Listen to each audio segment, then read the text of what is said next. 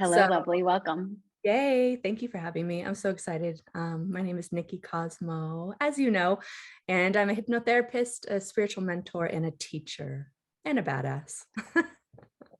Yes, you are. Thank you for being here. This conversation, hypnotherapy or hypnotherapists are my favorite people to talk to. I think Yeah. just because the way we think, the way we're wired, the way we're trained, really, Mhm.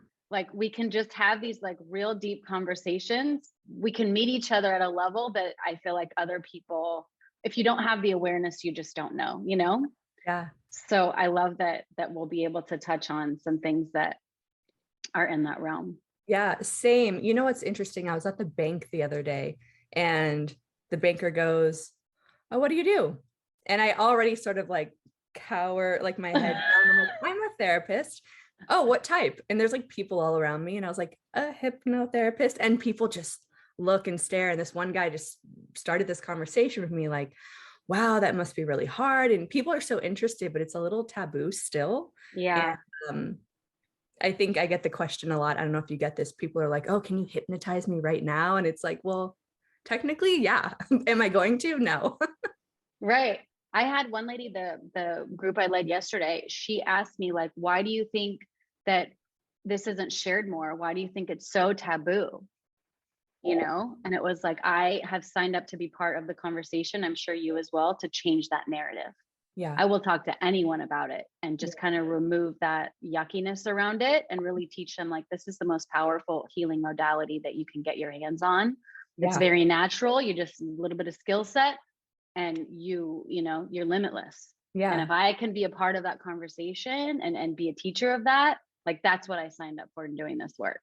Totally. And it's like once you know and understand what it actually is, it's not, dark magic or anything like that. It's not even close. It's like you said, it's natural. It's a naturally occurring state of being. I mean, before I got into it, I didn't exactly know what it was, but I just had that calling that I had to find out.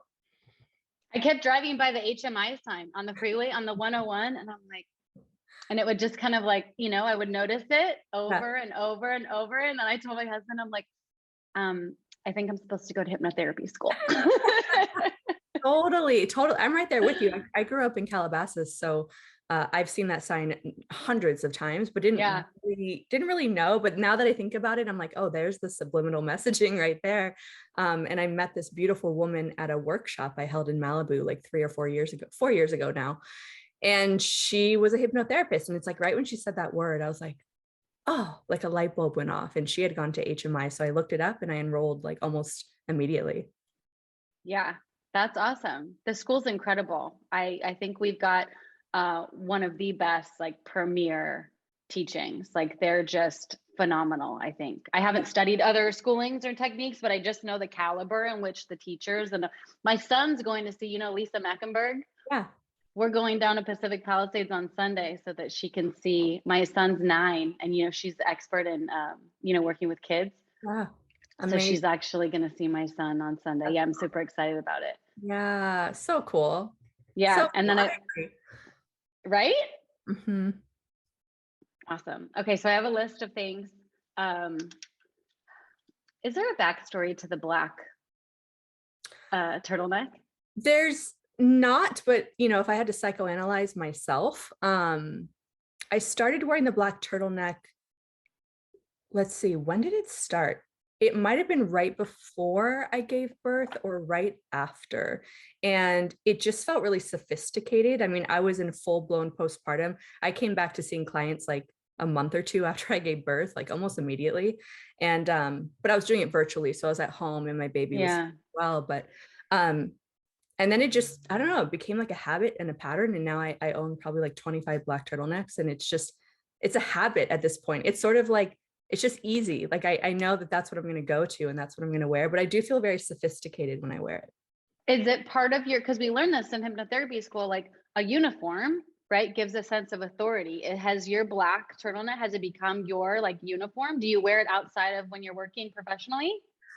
You know what? It didn't start that way. I wasn't like, okay, I'm going to choose a uniform. It just happened very naturally. But now Yeah. I would call it my uniform. And I do wear the black turtleneck out and about often. And I feel like a total badass. I mean, I should do like an Instagram story of my closet. It's like black turtleneck. Yes, or like a TikTok, yeah. I was like, I'm actually going to start my own black turtleneck brand, I think, to be honest. I didn't really notice, and you put something on like IG about like you were wearing something other than the shirt, and I was like, holy shit, that's right. But there is something to it. It's very refined. Mm-hmm. It has that, right? It's classic. Yeah. Yeah. And I think it definitely plays into your role as like teacher, mentor, Yeah. therapist. It definitely aligns with that. Yeah, thanks. And I know we had spoken previously about astrology a little, and I'm just so earthy. Like that's the main element I have in my whole chart, earth, earth, earth everywhere. And so I love wearing neutrals. Like you have this beautiful brown sweater. That's what right. I wear. I don't wear like bright colors. You won't even see it in my closet. So the black for me, yeah, it is that sort of just refined, like easy going, either black, white, or brown. That's what I wear. What about on the bottom? Because I don't really see the bottom. Are you like a jeans girl? Black You leggings. Is Good thing I that the have pants whole- on today, so Yeah. I don't often wear pants. Really? Yeah, my clients know that. I tell them, I'm like, so today's a no pants day. Totally. My clients too. I'll have like sometimes I'll come back from the gym and I'll throw on like a blouse, but underneath I've got like bicycle shorts Yeah. and tennies on, but I'm all like happy. It looks good. Totally. Party on top and no, business on top, party on the bottom. Right. Exactly. That's awesome. So you grew up in Calabasas. We actually go to the Calabasas Farmers Market every Saturday. I That's saw our your Instagram story. Yeah. Like, wait, what? Every Saturday for the past like 10 years. Stop. I'm gonna meet you there. Yeah. Do you go to farmers? I do. Malibu's is pretty cool, but Calabasas is like 10 times bigger. Yeah, I love the Calabasas Farmers Market. I haven't been in a hot minute, maybe like a year, but I'll meet you there for sure. Yeah. It's a beautiful one. It is. I'm interested in, you're a promoter of psychedelics. Mm-hmm. And I was interested, I don't know much about kind of how that came to be a part of something that you promote. I also subscribe to, I'm very much, everybody have their own journey. Mm-hmm. If you're called to it, do it. If you're not, don't, but I do just that earth, right? Anything that comes from Mother Earth, that grows in Mother Earth, I'm very much attracted to. Yeah. I mean, my journey with psychedelics began recreationally, so it wasn't being done ceremonially, quite frank. The first psychedelic I tried was psilocybin, so magic mushrooms, and nothing happened. I think I was like 22, and nothing happened, but I was like giggly. I'm like, okay, this isn't like the walls melting like everyone describes. But then I tried it again at 24 and all bets were off. I tried, all within the same sitting. I did LSD, 2CB, and psilocybin, which for your first time, anybody listening, that's a lot to do at once, but here I am, I'm alive. But it really changed my life, like for the better. I was out at the foothills of Mount Whitney in California, and it was just the most majestic experience of my entire life. Like it was just pure magic. And again, like I said, I was doing it more recreationally, party scene, dance, music. But as the years have gone by, I've become more intentional and mindful with the way that I do it. And I actually haven't used a substance in a long time. I think the last substance I used was ayahuasca, and that was maybe 4 years ago. But yeah, psychedelics have changed my life. Not even the ones that don't grow from the ground, like LSD. I'm a huge advocate for that. Why? Is it just like the opening of the consciousness and complete mind expansion? I mean, complete mind expansion. That's the only way I can describe it is it opens doors. There's a book called The Doors of Perception, and that's like exactly what it is. It opens these doors of perception that you didn't even know were closed. We don't even know that there's doors yet to be opened. Right. Once they're opened, I mean, I think that's why I have sort of this no BS attitude coupled with a lot of compassion, because it allows you to see things for what they really are and people for who they really are. And in my opinion, I don't think everyone is bad. I don't think anyone's born bad. So having those perceptions of, the doors of perception open, you just have this like lovingness for everybody and everything. And I still live that way. Do people piss me off sometimes? Yeah, but it's like I'm like, you're pissing me off, but it's because something happened. So I love you. Yeah, I found that it gives that multidimensionality, and I think that's where compassion is birthed from. If I can hold my perspective, your perspective, her perspective all at once. Like there's Mhm. no space for judgment. There's no, right. So it's like, that's for me, that's where the birth of compassion comes from, because I'm here, here, and here. Yeah. So there isn't any right, wrong. Yeah. There isn't any good, bad, like it all exists. And that's where, like, I think that is what it does for me. Yeah. Yeah. I got full body chills when you said that, because I mean, in my opinion, that takes some Buddha level awareness and courage and strength and willpower to know and understand that what we think and know might not be true or the truth. And, that we're all coming in with these different lenses. And if we can accept everyone as is, then, I mean, that's a harmonious world right there. Right. Absolutely. And like we learn in our hypnotherapy training, everyone takes in information differently anyway. So like, I love peace on earth. I think it's a good concept. I don't know if it'll ever happen, because we all think differently and react differently and respond differently. So I more so believe in the ripple effect. Like if I can be kind and compassionate, that will ripple out and eventually reach more people. And I feel like you're the same. Yeah. And people are blown away when you teach theory of mind. They're like, whoa, like, oh my gosh. And it was like, if you look at what's going on in your subconscious, like that's your life script, right? This is why you're creating what you're creating. You can change that. And I teach my clients, I'm like, you're a walking computer. You're like the most divine computer that's ever been made. And when you learn the programming, beep, beep, beep, you get a different output, right? I feel like I wanted to tell someone, I'm like, I'm essentially like a mind programmer, right? Like a computer we are. Like when we work with clients, we literally are changing the program, the inner program, so that they get a different result, a different output. Yeah, totally. Totally. And then people are like, well, is it mind control? Or I've heard, is it manipulation? And I'm like, well, manipulation isn't necessarily a bad word. I think it's more so used in a negative like context, but it is sort of manipulating, but in the positive form of, it's like, yeah, we are manipulating the old stuff that's not working, and we're morphing it into good stuff that does work. Yeah, no, I would agree, because we manipulate energy all the time in creation and manifestation. We literally are manipulating it. So yeah, I agree that there has been a bad connotation, but it's not. We are manipulating different energies and things. So for sure. Yeah. God's work. Part of this. Look at us go. I tell people that I'm like, this is sacred. And I know that you probably share. And I was like, but somebody comes into my world, we create the safest of containers. Mm-hmm. They share their deepest desires with me, or us, right? And then they lay down, get in a relaxed position, and they trust us to allow us to take them on this inner journey. Mm-hmm. I don't know what more sacred work there is on the planet than that. Yeah. And I work specifically with women. I don't know if you have both clients, but all my clients are women. Yeah. And it's like, I have the highest of reverence and honor, like what we're able to do, that people trust us and pay us to do, like so sacred. Yeah. Yeah. You know what? I have very few like male identified clients, but and of course, this is, everybody listening, take this with a grain of salt, but I feel like therapy is more taboo for male identified people. And they're like, I don't really want to do that. So I have 99% women, but I do have a few sprinkled in men. And it's really beautiful that they trust me as a woman therapist to take them into that really sacred and vulnerable space as well. So I'm kind of like giving it up for my male clients right now, but for sure.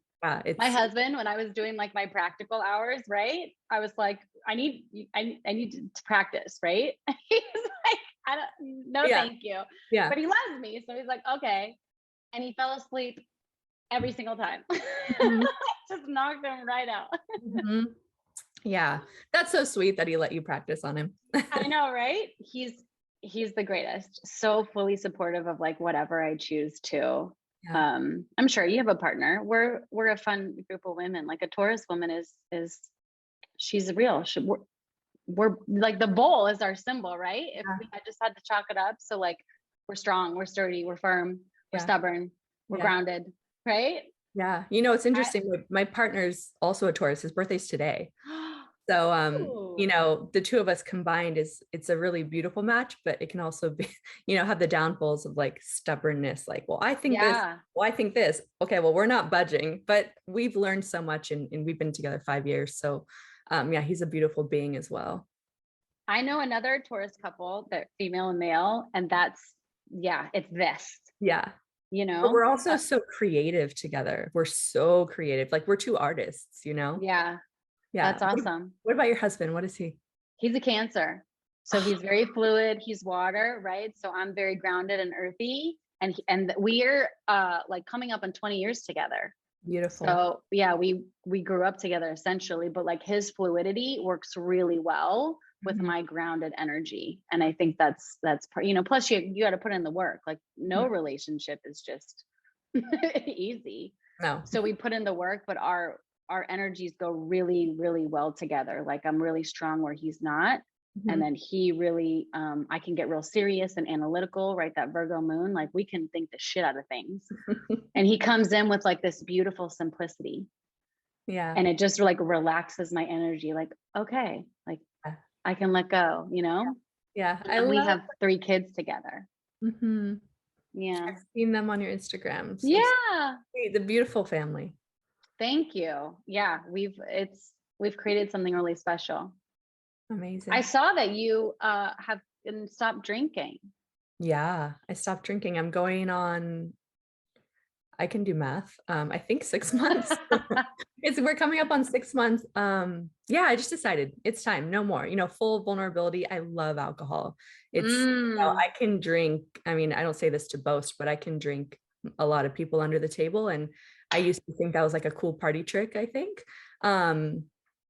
And there's just a lot at hand working either against me or with me. I'm not sure, but alcoholism runs in my family. And it just occurred to me one day. I was like, you know what?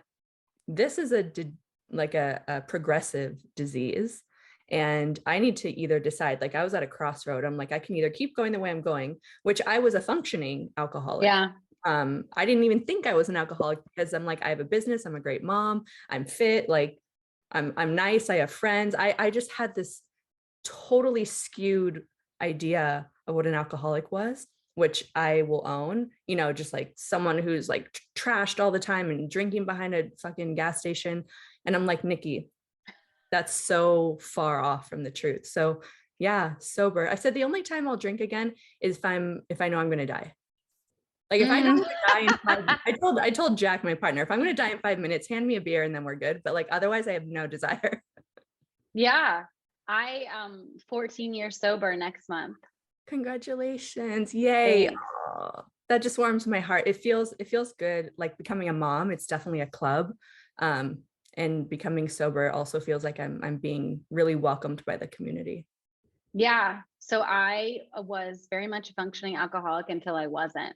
Yeah. Like I don't know that I ever was, but I kept a job and but my kids came along and things got like really bad. And that crossroads, like Mhm. I'm going to end up in a really bad situation, right? Hurt myself or my children, or like it got really bad. And it was like, okay, I need help.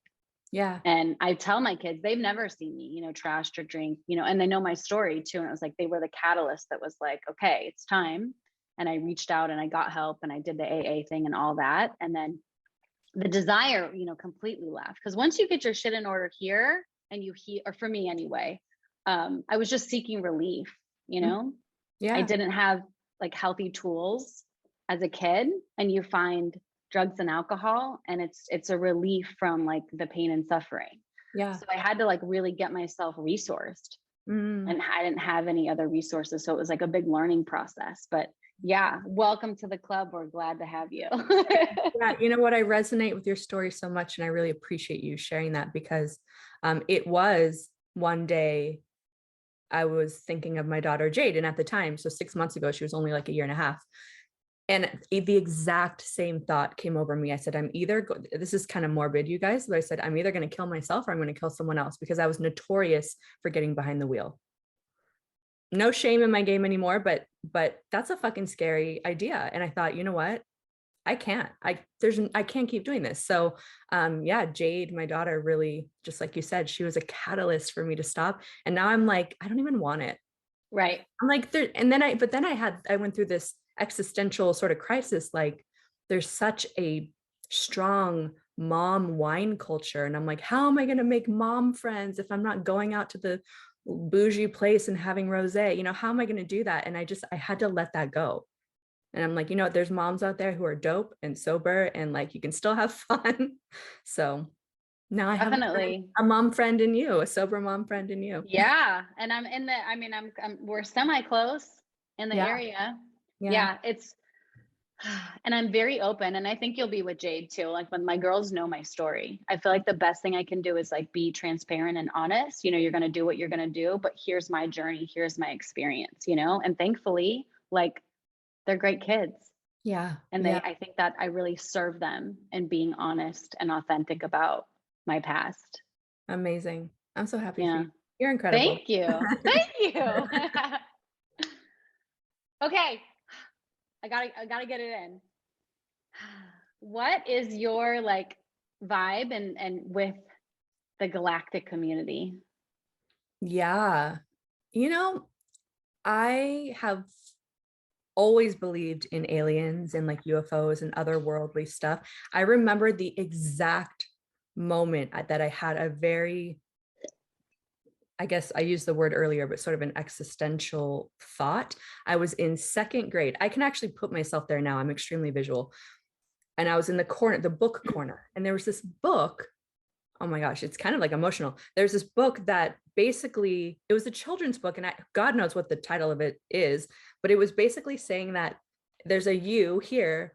It was talking about parallel universes, but that's not what the wording was. It just said there's a you here, and then there's another you somewhere else. Like there's a double, you know, like twin Yeah. person somewhere else in the world. And it's just something. I mean, how old are you in second grade? Something lit up, and I was like, what? So then throughout all my childhood, I'd see someone who looked like someone I knew, and I would go, it's their like parallel universe twin. So I already had this sort of idea and these thoughts and these questions going on. My dad was an extremely cosmic galactic guy, so he also brought the conversation in at a very young age. And my dad has seen aliens, he's seen UFOs, and I always really believed his stories. I didn't think they were like, I didn't think he was fucking with me. I didn't think he was lying, you know? And the first time I saw a UFO was in like 2007, maybe 2007. It was actually really close to HMI. It was where the 101 and the 405 sort of meet right there. Yeah. And I looked up and there were four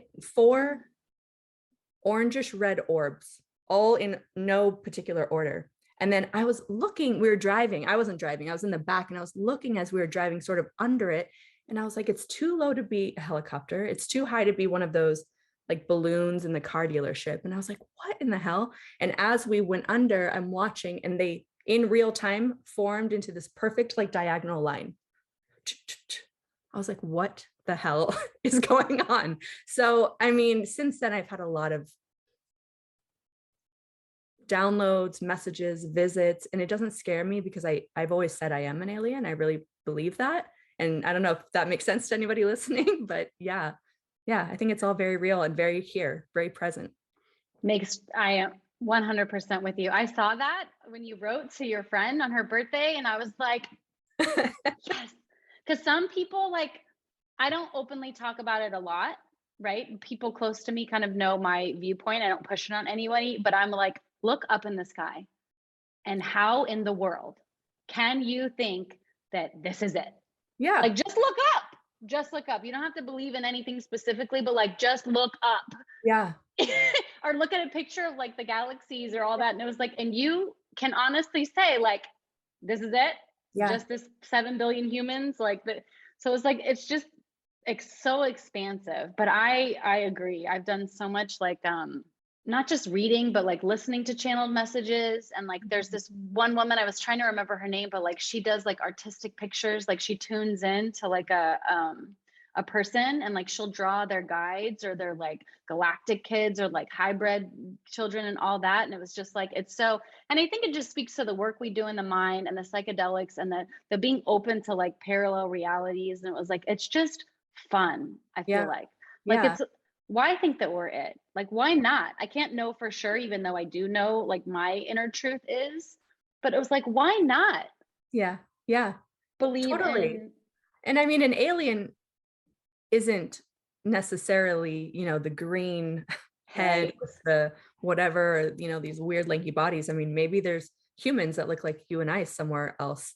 And so when I think of aliens and UFOs, it's a little detached from like what you see, like this alien stickers or the alien emoji, but Yeah. it's like there is 100% life like us kind of doing their thing, like having podcast interviews and petting their cat and doing whatever. So 100%. Well, like I love the Neil deGrasse Tyson. Is it called Hmm. Cosmos? I think it's called Cosmos. And it's like, yeah, if you zoom out, we're just like this tiny little grain. Yeah. And it's like, that doesn't make, it actually blows my mind. If I think about it too long, I like go a little stir crazy because I'm like, does space just end? Like, are we in a box? Like, we're just going to hit the wall one day? And it's like, no, it just keeps going. I'm like, how? How? Yeah. And I think I heard that like everything's an inner journey, right? So like even when we communicate or the downloads or when we visit, we're not actually like visiting out there. We're actually, because I've had some inner experiences and I'll talk to them. Like Yeah. every time I go out at night and I look up and I always send like love and wishes. Like I'm like, hi, I'm Yeah. here. And Yeah. I've opened like a portal or channel. Like I again not scared at all. And I think the same with hypnotherapy. Like I don't know if there's I'm pretty sure there's like reasons behind it, right? But they've like twisted the narrative so much Mhm. on, and I don't know if it's like they think the masses can't handle, what's actually happening. So it's really a distorted view of Yeah. like aliens and UFOs, right? And there's like one singular picture, like the grays, right? That little gray alien or something, or, and it's like I have seen some of the most incredibly beautiful beings Mhm. that similar to us, right? Just a little bit different, but it's like so much radiance, so much growth. It's like it's just incredible. And I show my kids. Mhm. Like I'm very much part of normalizing the conversation, and they're part of the next generation. And I'm sure you will with Jade. Like hypnotherapy is, regular, and then just our galactic friends. Yeah. Yeah. We don't ever talk about it in the terms of like, because look at all the Hollywood movies. They're Mhm. all like, oh, they're coming to blow us up. Yeah, exactly. And it was like, I don't think the reality is anything like that. I think it's much more family, like Mm. galactic family, right? We're earthlings and they're whatever, and it's just like a meeting. We're beings of the universe, and it isn't any of like this like war narrative that we've been pushed on. So Yeah. I have those conversations, and I also share that with my kids, and we know that their subconscious is open, right? Mhm. So I've got all these like wonderful expansive stories going on, and then they'll grow up to be adults and share that. And so like that's my little gem to the next generation.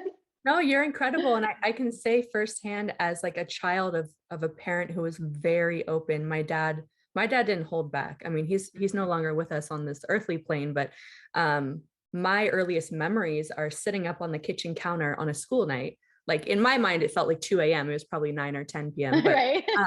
I remember him keeping me up late and just telling me stories. Just straight, just he was a writer and a storyteller. So like would just tell me all these things about, yeah, like the cosmos and aliens and just life. I was having very deep conversations at a young age, and I'm so appreciative for that. That's actually where I get the name Cosmo. If I was born a boy, my dad wanted to name me Cosmo, and I am indeed a girl, so I was like, I'll just take both. I'll take Niki Cozmo. So yeah, really thankful for a parent like him. And so I'm just saying, like, good on you.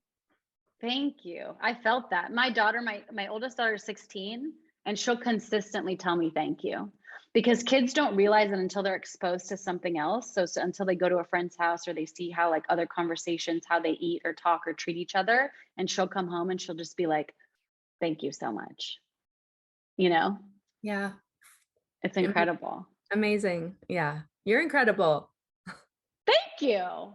Like the best mom ever. I have really stepped into like, I am. I'm an incredible woman, an incredible mother. Yeah. Like and just owning that, right? Instead of pushing it away, but really receiving and owning, like I do a damn good job, but I work at it, Yeah. right? I work on myself, because I had two girls and a boy. Hmm. So when my daughters were born, and when I got sober, they were both born. They were two and an infant.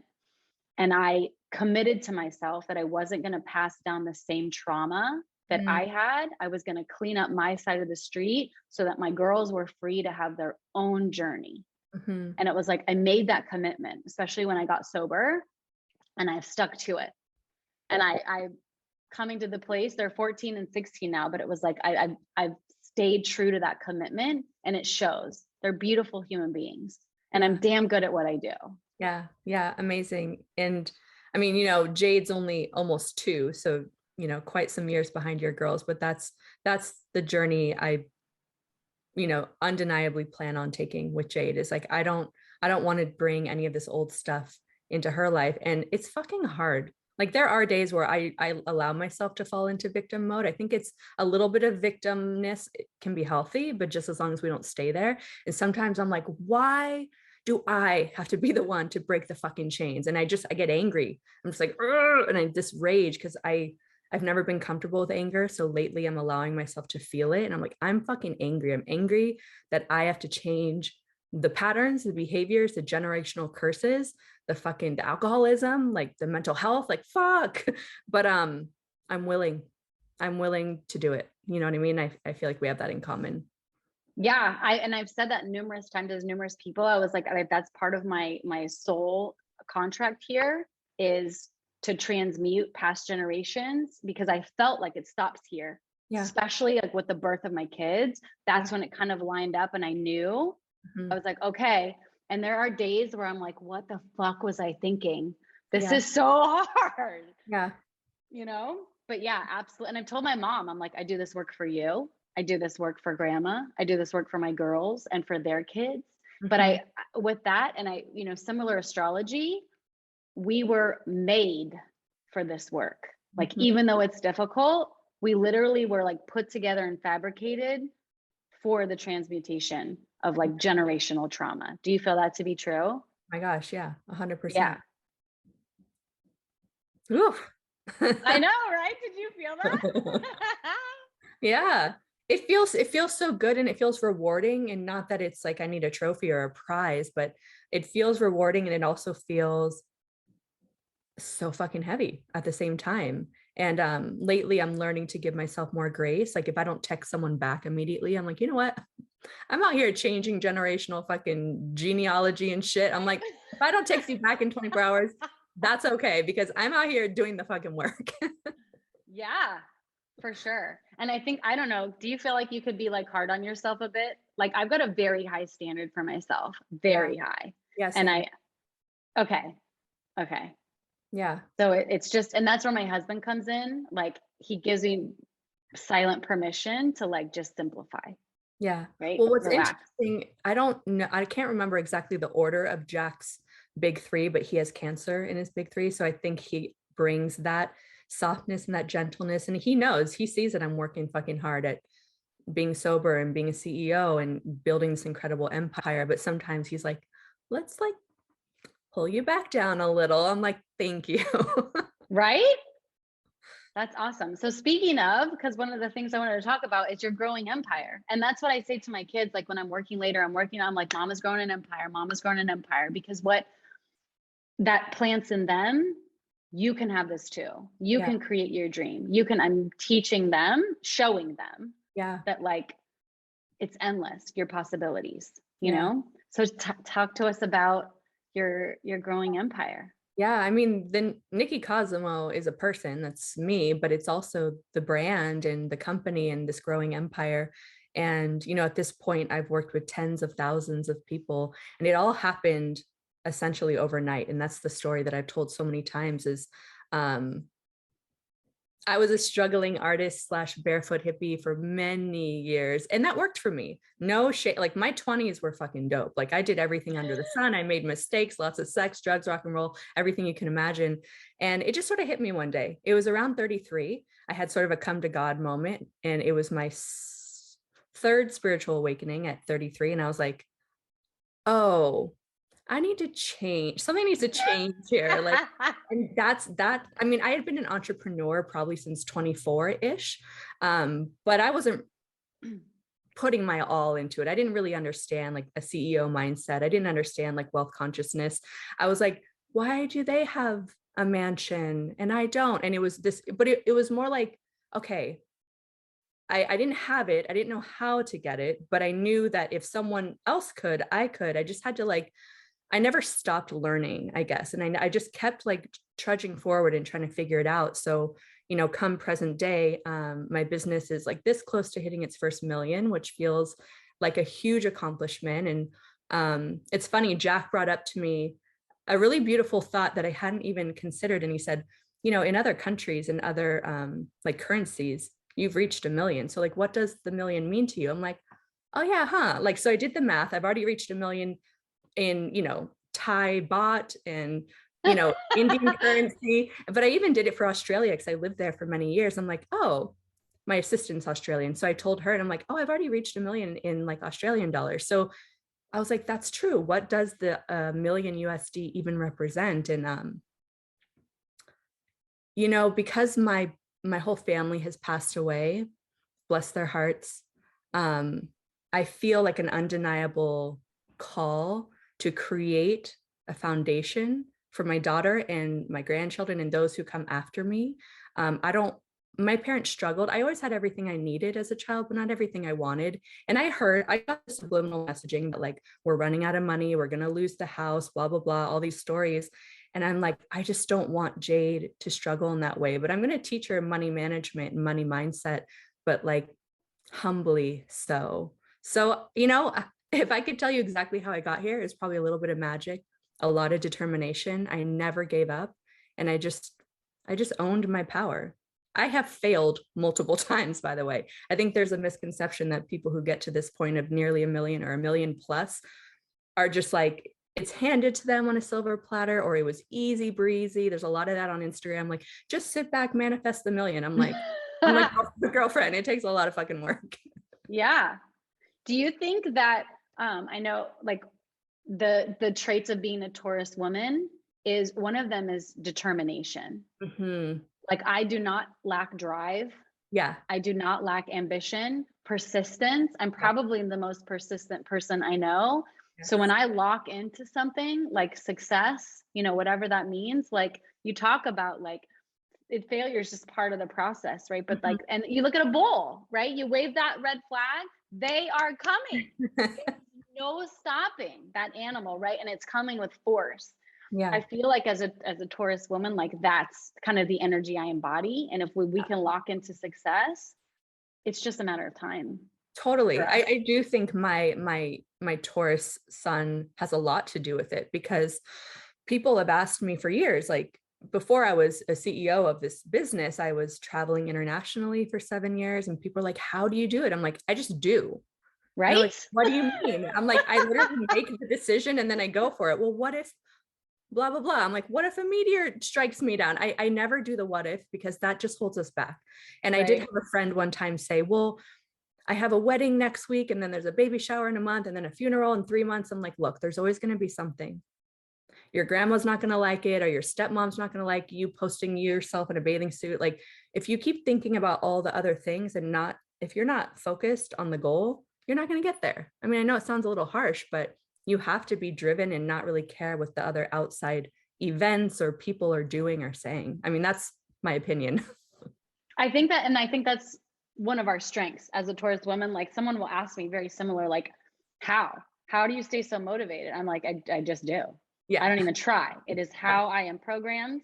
It's one of the things I love about me. And it's like, it's why I always get where I want to go. Yeah. Like I just have this, you know, confidence, like it's going to happen because I know myself, you know?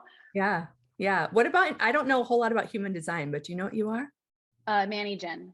Okay. Same. So I think that also, it's like Taurus plus Manny Jen. And I mean, I have been saying this since I was probably a teenager, but it still holds true. I'm like, if I want something, I'll get it.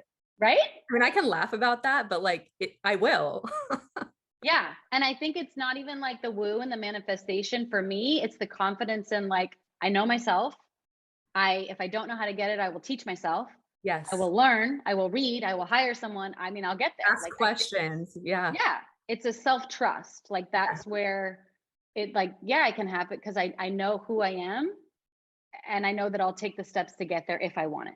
Yeah, totally. And you know what? Another thing I bring into everything you just said is I bring in mortality, but that's probably because of the numerous deaths I've seen firsthand.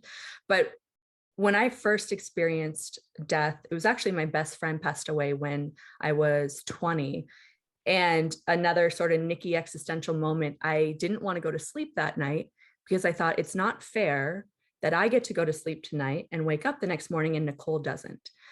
The next year, a year later, my dad passed away suddenly and traumatically, and I'm the one who found him. So I think all these different deaths that I've experienced have really shown me mortality. So that I think actually further pushes my drive because I'm like, look, I could die tomorrow.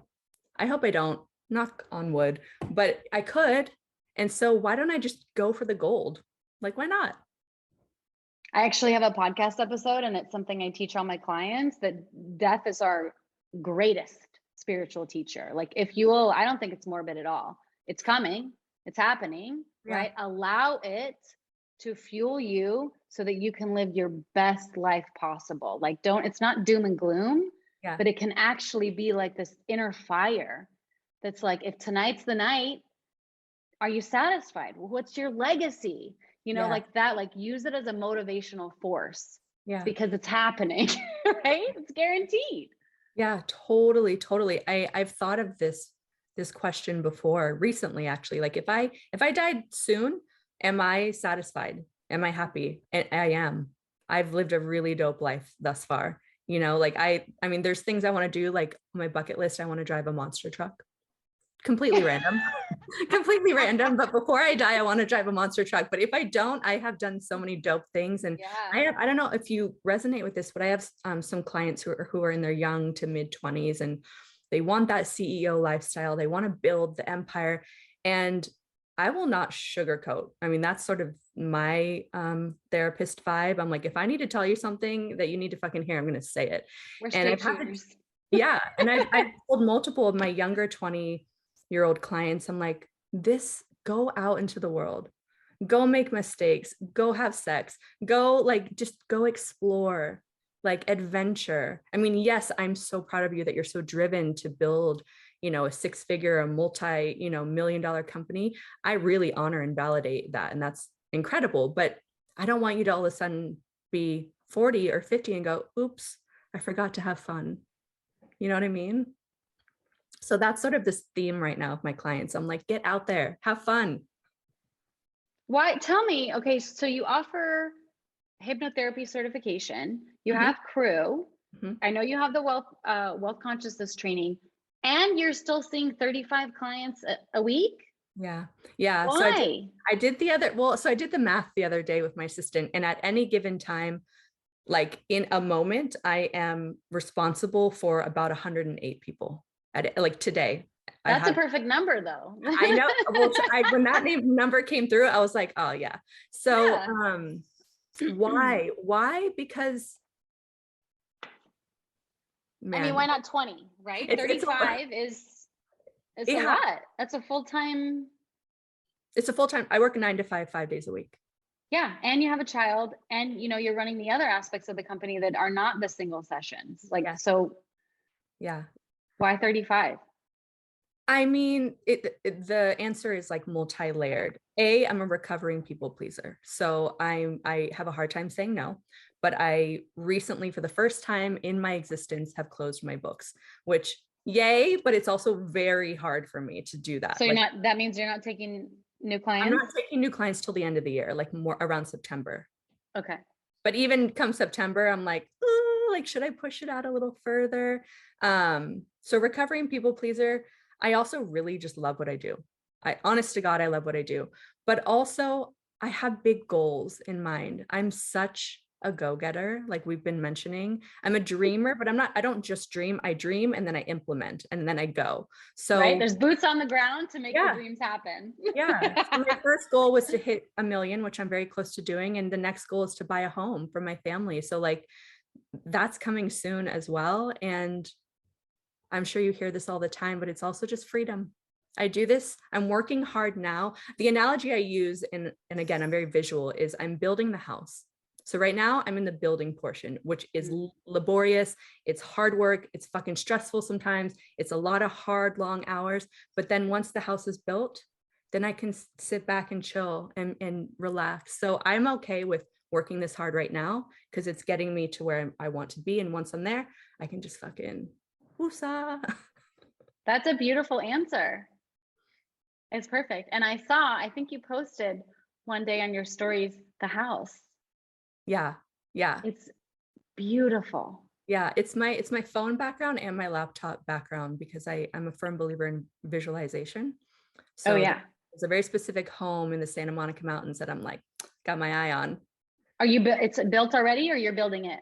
No, neither. No, it's a home that I hope to buy one day. So But does it already exist or yeah. you're going to create it ground up? I mean, it already exists, but my partner is a carpenter. So, I mean, if we're going real hardcore dreams, I would love to build our own house. I mean, hell yeah. So, That's so incredible. yeah.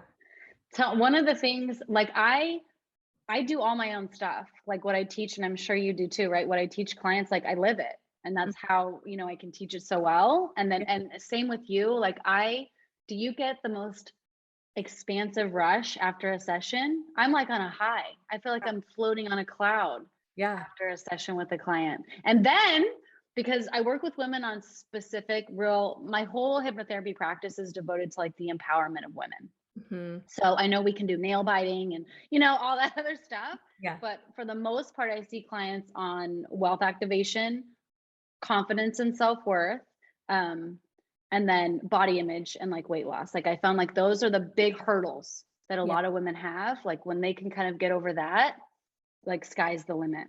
So with that, like, do you feel you absorb what you are doing in session, right? Because we're in a bit of a hypnotic trance as well when we're doing it. Yeah. And then all the stuff I'm saying, so tell me your experience about like absorbing kind of the information that you're sharing. Well, so it's twofold. And again, I'm going to be completely transparent and also a little bit of a trigger warning here for those who are listening. My expertise lies in transmuting pain into success. So I will say that a lot of my clients are coming to me with trauma and traumatic stories. So it is an incredible weight to bear to hear 35 people's traumas a week. It's a lot. So I have to really cleanse afterwards and ground. But I will say that in doing these sessions, there's a lot of what they say or that I just channel and say. Oftentimes I joke where they're like, what did you just tell me? I'm like, I have no idea what I just said because I'm channeling the whole time. And it's exactly what I need to hear too, because I'm a trauma survivor. So I feel like who comes into my space is exactly supposed to be there. I'm there for them just as much as they are actually there for me as well. Do you know what I mean? Not that it's my therapy, but it's really a symbiotic relationship. That's such a beautiful way to look at it. So as far as the tools that we have, what you mentioned, the visual piece, which I'm totally on board with. I do the same. I have digital, and then I have, I don't know if you could see, see this up here? I've got it in real, I've got it in a poster board. I've got it everywhere. What are the tools that you use to like reprogram yourself? I know that you use the wealth consciousness brain training is actually your journey to, being wealthier.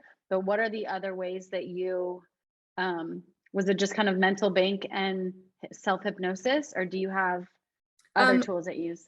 Mental bank was something I was using years ago. I don't do it anymore, but number one top is visualization. Visuals have gotten me everywhere. Like even from back when I lived in Australia, I had no idea how I was going to do that, but I had always had it.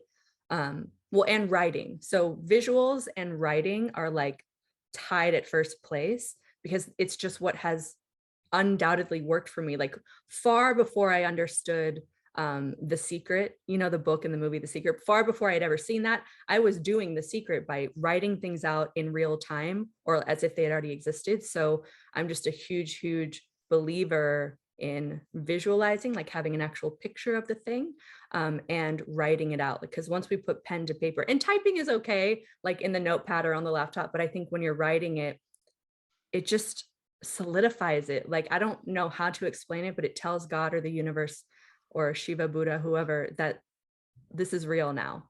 This is it. This is what I want. This is going to happen. So those are my top two. Scripting is very much a part of my plan too. I've got the visuals.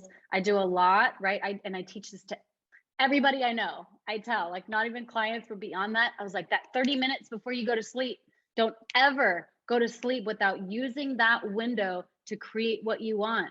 Yeah. Like, you get a period of time every night where you have access, right? Go to sleep feeling what you want, seeing what you want, right? I will preach it from the rooftops, right? Like, we have the power to create the life that we desire. So that's one of the things.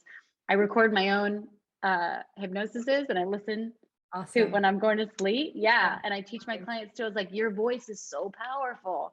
Yeah. Like, just in the voice notes on your phone, right? Mantras, affirmations, whatever you're wanting to create, go to sleep listening to that. Totally. Yeah. And that is that, I would say that's the third one I use, is affirmation. So like, even before this call, I was brushing my teeth and I was just sort of talking out to whoever I talk to. And I'm like, God, universe, mom, dad, whoever's listening, just make sure that whatever comes through today is for the highest good for everybody. And just like speaking it, and saying it. And even, I mean, I laugh because I tell people, you can be out on a walk, you can be in the middle of the freaking grocery store. And if you're just out there like, I am beautiful, I am powerful, like, just say it, who cares? Because you're like affirming it to be true. Yeah.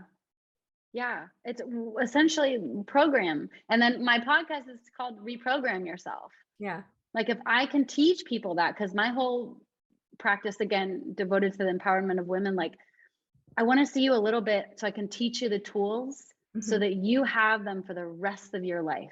Yeah. So when something comes up, you already know, how to change the programming within yourself. Like, you're not connected to seeing a therapist for the rest of your life, right? Like, it's teach them how, and then, allow them to live a more expansive life. Totally. Yeah. Yay. This was so incredible. Thank you so much. Oh my gosh. Thank you so much. It's interesting when you like kind of label or like rattle off the labels of who I am, because I'm like, yeah, that's right. Like, I'm fucking dope. I'm a hypnotherapist. I'm a mom. I'm like building an empire. I'm also sober. And something I came out with last June is I'm also bisexual and very much operating in the E&M world, which is ethical non-monogamy. So like, I'm just like all the taboo things that people are like, what? And so if anyone is resonating with any of those things, motherhood, sobriety, bisexuality, I'm here for it, or trauma, or anything traumatic, or, PTSD and grief. So my Instagram is Niki Cozmo. So NIKICOZMO. And then my website is the same, nikicozmo.com. I'm going to have all the links too. We have 2 minutes. Would you speak to the bisexuality? I didn't know that. Is that's a new revelation you have? No, I've known for a very long time. Okay. I've known that I've been attracted to like females since I was a child, but I didn't know it was a sexual desire. It was actually, I was talking to my dear friend the other day, it was an adoration and an appreciation for the female body. My dad had Playboy magazines, and I would like go before he'd get home and sneak and look at them. And I was probably 8 or 9 years old. So, and I would just look at these naked bodies of women, and it was like a curiosity, but also just adoration. It wasn't like sexual at that point. But then I had my first sexual experience with a woman probably around 18. And then I've had quite a few since then. And I've never had a girlfriend, but I'm very much, I'm very much bisexual. And I hadn't, there's many people in my life who knew that, but I hadn't come out with it publicly. So, Pride Month last year. And I said, you know what, this is the fucking time. And my partner is a little wary about it. He's like, oh, because he's very private. And I was like, but this is about me and my liberation. And I don't think it's going to affect you poorly. But of course we had to meet in the middle. And I said, right. I'm ready. Like, I want to talk about this. He's like, all right, go for it. And so I did. And I just had such amazing feedback and people saying, thank you. And so many people saying, I'm where you are. I'm just not ready to go public yet. So thank you for guiding the way. And what was that? You said was it EDM? E&M, so ethical non-monogamy. So essentially, A branch of polyamory or open relationships. So, I have my main partner, but we explore other people, and that really works for us. Wow. Yeah. That's incredible. My best friend is polyamorous, and I Yeah. like just ask her all. It's just so far. Yeah. I don't understand it, right? But it's neat to have those open conversations, and Yeah. it's I know again we just might need a another. part two. I would love that. I would love Yeah. that. I've loved talking to you. Thank you so much. Yeah. You're so welcome. Thank you too. And this was honestly a joy. Oh, good. I hope you have a wonderful weekend, honey.